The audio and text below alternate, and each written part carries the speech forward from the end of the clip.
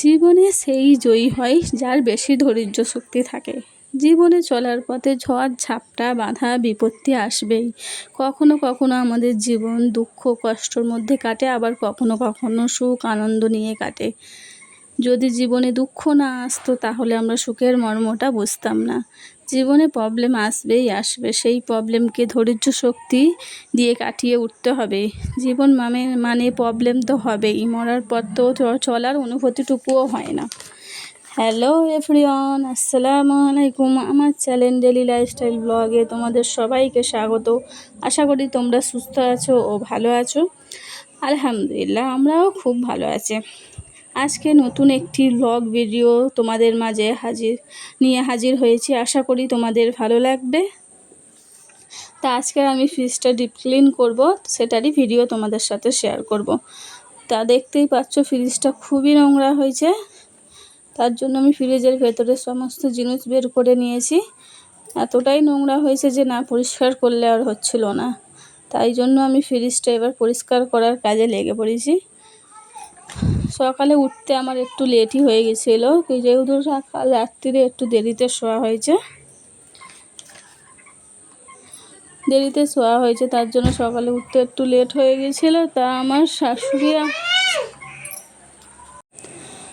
সকালে আমার শাশুড়ি, মানে আমি আম্মাজি বলে থাকি, তা তিনি সকালে উঠে সকালের ব্রেকফাস্টটা করে নিয়েছিল। তা আমি উঠে ব্রেকফাস্টটা সেরে নিলাম। তা একদিন দুদিন সকালে উঠেই ব্রেকফাস্ট ফেলে কার না ভালো লাগে, তাই না?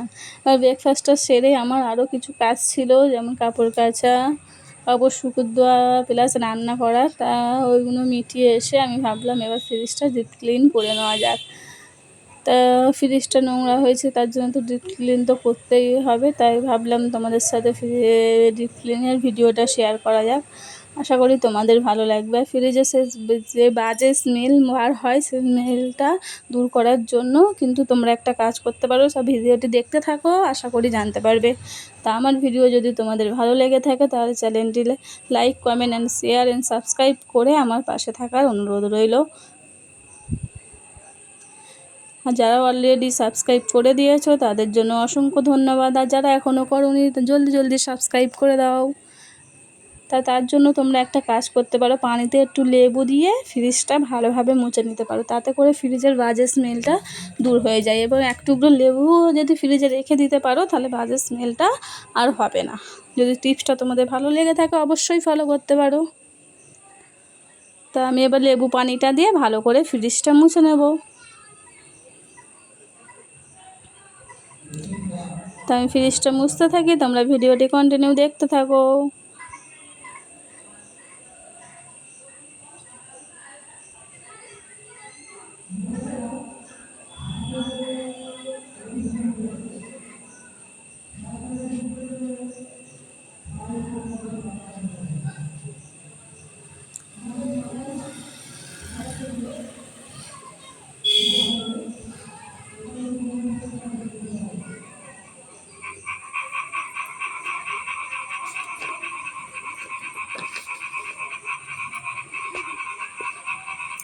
তো এবার আমি যেই লেবু পানিটা দিয়ে এই ফ্রিজটা ভেতরটা মুছছি, সেই পানিটা কিন্তু আমি ফেলে দেবো না।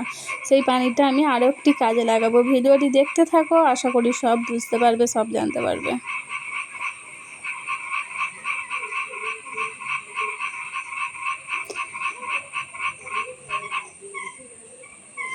আর আমাকে কমেন্ট করে জানাতে পারো যে কে কোথা থেকে আমার এই ভিডিওটি দেখছো।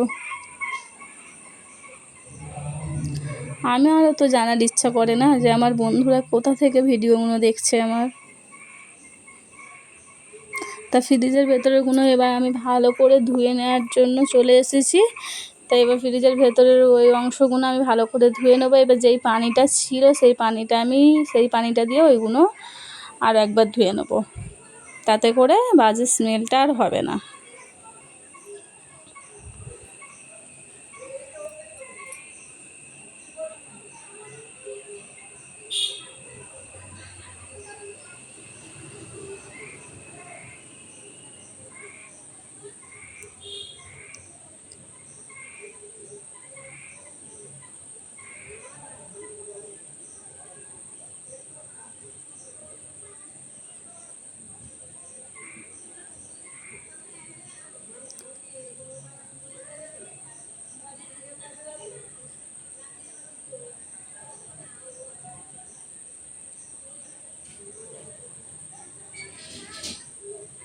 তো ভিডিওটি না টেনে দেখতে থাকো, আশা করি তোমাদের ভালো লাগবে।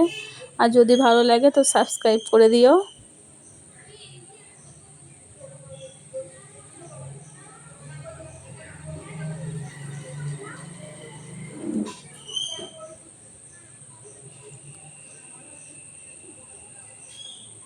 সংসারে কাজের কোনো কিন্তু শেষ নেই। সেই কাজগুলোকে যদি ভালোবেসে করা যায় তাহলে কাজটা কাজ বলে মনে হয় না।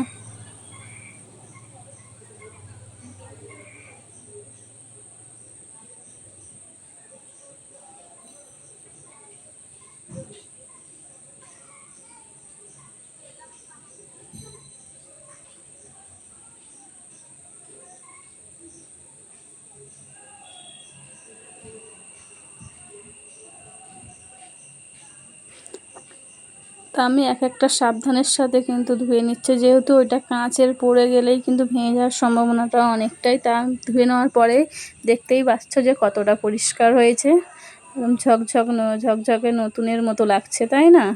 তা ফ্রিজটার এবার আমি সব কিছু ধোয়ার পরে শুকাতে দিয়েছিলাম। তা শুকিয়ে যাওয়ার পরে আমি সব কিছু জায়গার মতো জায়গায় লাগিয়ে দিয়েছি। এবার কতই না সুন্দর লাগছে ফ্রিজটা, তাই না? তা আশা করি দেখা হচ্ছে পরবর্তী ভিডিওয়ে।